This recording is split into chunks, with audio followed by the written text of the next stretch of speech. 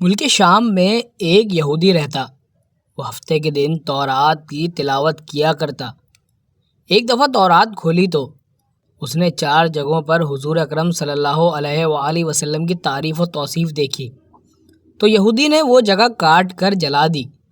اگلے ہفتے پھر تورات کھولی تو حضور صلی اللہ علیہ وآلہ وسلم کی نعت اور وصف کا ذکر پایا۔ اس نے وہاں سے بھی کاٹ کر جلا دیا۔ تیسرے ہفتے تورات کھولی تو یہی ذکر 12 جگہ موجود پایا۔ یہودی سوچنے لگا کہ اگر میں یوں ہی کرتا رہا تو ساری کی ساری تورات اس ذکر سے پر ہو جائے گی۔ اپنے ساتھیوں سے پوچھنے لگا کہ حضرت محمد صلی اللہ علیہ وآلہ وسلم کون ہیں؟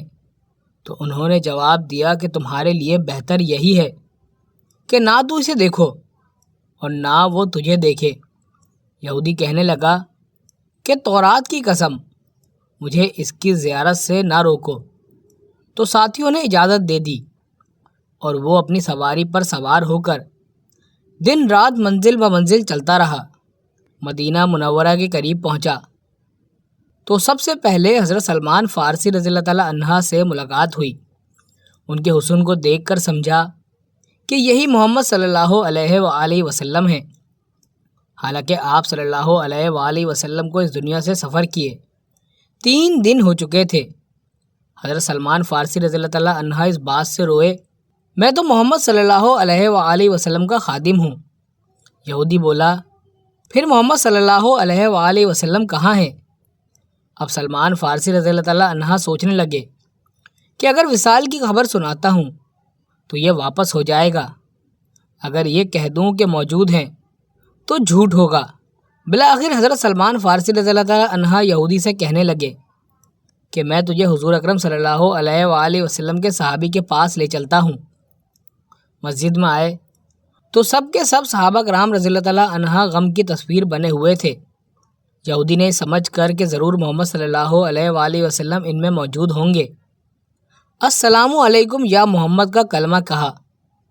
صحابہ رضی اللہ تعالیٰ عنہ نے یہ سنا تو تمام صحابہ کرام میں کوہرام مچ گیا اور سب آہ و بکا کرنے لگے۔ حضرت علی رضی اللہ تعالیٰ عنہ بھی وہاں تشریف فرما تھے۔ آپ رضی اللہ تعالیٰ عنہ اس سے مخاطب ہو کر فرمانے لگے، اے حضور صلی اللہ علیہ وآلہ وسلم کے بارے میں پوچھنے والے، تجھے آپ صلی اللہ علیہ وآلہ وسلم سے کیا کام ہے؟ اس نے کہا، میں یہودی عالموں میں سے ہوں اور 80 سال سے تورات کا مطالعہ کر رہا ہوں۔ اس میں اللہ تعالیٰ نے بہت سے مقامات میں اپنے نبی محمد صلی اللہ علیہ وآلہ وسلم کا ذکر بڑی تفصیل سے کیا ہے اور میں اسی ذکر سے متاثر ہو کر آیا ہوں۔ اس نے مزید سلسلہ کلام جاری رکھتے ہوئے کہا، اور اب میں آپ صلی اللہ علیہ وآلہ وسلم کے ہاتھ پر بیعت کرنے حاضر ہوا ہوں۔ حضرت علی رضی اللہ تعالیٰ عنہ نے فرمایا، اے اجنبی، شاید تجھے معلوم نہیں کہ حضور پاک کا 3 دن پہلے وصال ہو چکا ہے۔ یہ سن کر وہ یہودی چیخنے لگا کہ ہائے میرا غم، ہائے میرا سفر کی ناکامی، اے کاش میری ماں مجھے نہ جنتی، اور جن ہی دیا تھا تو کاش میں تورات نہ پڑھتا، اور وہ بھی پڑھی تھی تو کاش میں آپ صلی اللہ علیہ وآلہ وسلم کی تعریف و توصیف پر نظر نہ پڑتی، اور اگر یہ بھی ہو گیا تھا تو مجھے آپ صلی اللہ علیہ وآلہ وسلم کی زیارت نصیب ہو جاتی۔ پھر کہنے لگا کہ کیا تم میں سے کوئی ان کی اولاد ہے جو مجھے حضور اکرم کے اوصاف اور حلیہ مبارک کا تعارف کرائے؟ حضرت علی رضی اللہ تعالیٰ عنہ بڑھے اور فرمایا، میرا نام علی ہے۔ یہودی بولا، میں نے آپ کا نام بھی تورات میں پڑھا ہے۔ حضرت علی رضی اللہ تعالیٰ عنہ نے حضور اکرم صلی اللہ علیہ وآلہ وسلم کا حلیہ مبارک بیان کرنا شروع کیا کہ آپ نہ حد سے زیادہ لمبے تھے اور نہ ہی زیادہ چھوٹے تھے، سر مبارک گول تھا، پیشانی کشادہ اور آنکھوں کا رنگ خوب سیاہ تھا۔ آپ صلی اللہ علیہ وسلم کی پلکیں دراز تھیں، ہنسی کے وقت دانتوں سے نورانی شعاعیں نکلتی تھی، سینے سے ناف تک بالوں کی لکیر تھی، ہتھیلیوں پر گوشت تھا، قدموں کے تلوے قدرے گہرے تھے، بدن کے جوڑوں کی ہڈیاں موٹی تھیں، مثلاً کوہنیاں اور گھٹنے، اور آپ صلی اللہ علیہ وآلہ وسلم کے شانوں کے درمیان مہر نبوت تھی۔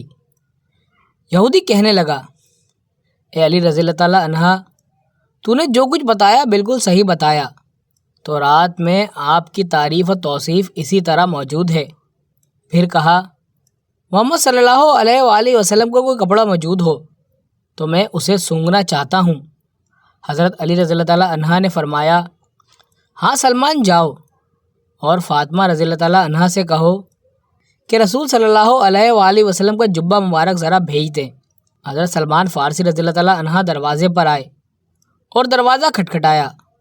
اندر حسن و حسین رضی اللہ تعالیٰ عنہ رو رہے تھے۔ حضرت فاطمہ رضی اللہ تعالیٰ عنہ کی آواز آئی، یتیموں کا دروازہ کون کھٹکھٹا رہا ہے؟ حضرت سلمان فارسی نے اپنا نام بتایا اور حضرت علی کا پیغام دیا۔ وہ روتے ہوئے بولیں، میرے ابا کا جبہ مبارک کون پہنے گا؟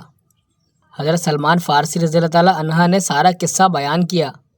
آپ جبہ مبارک نکال کر لے آئیں جو 7 جگہوں سے کھجور کے ریشم سے سلا ہوا تھا۔ حضرت علی رضی اللہ تعالیٰ عنہ نے اسے پکڑ کر سونگھا، پھر دوسرے صحابہ کرام رضی اللہ تعالیٰ عنہ نے سونگھا، پھر یہودی پکڑ کر سونگھنے لگا اور کہتا تھا، واہ کیسی عمدہ خوشبو ہے۔ پھر اس کے بعد حضور اقدس صلی اللہ علیہ وآلہ وسلم کی قبر شریف پر حاضر ہوا اور آسمان کی طرف سر اٹھا کر کہنے لگا، اے اللہ، میں گواہی دیتا ہوں کہ تو واحد یکتا و یگانہ ہے، کائنات تیری نیاز مند ہے اور تو بے نیاز ہے، اور میں یہ بھی گواہی دیتا ہوں اس قبر شریف میں تیرا حبیب صلی اللہ علیہ وآلہ وسلم ہے۔ جو کچھ انہوں نے فرمایا ہے میں اس کی تصدیق کرتا ہوں اور ان پر ایمان لاتا ہوں۔ اے اللہ، اگر میرا سلام تیری بارگاہ میں قبول ہے تو میری روح کو ابھی قبض کر لے۔ یہ کہہ کر وہیں گر کر جان دے دی۔